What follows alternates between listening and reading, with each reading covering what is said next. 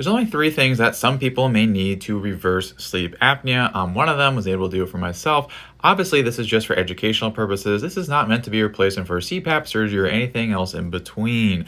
Now, the very first one has to do with the underlying physiology of sleep apnea. So long ago, before the invention of the internet in 1953, in a place that, why does anyone live in Minnesota, they found that at night, if you cause fast breathing, hyperventilation, that will actually cause obstructive sleep apnea.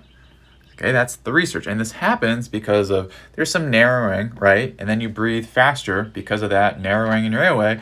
And then as a result, you breathe faster to get the same amount of air, right? And this will pull the weak muscles down to the airway to block it off. So all that to say, the number one thing is slowing down your breathing pattern so you don't pull those weak muscles in, which leads us to number two, which is strengthening the muscles in your airway, especially the tongue. There's other ones, but that's the most important one. And then the third one is tied to the original observation of sleep apnea, where literally someone would stare at you in your bedroom by candlelight.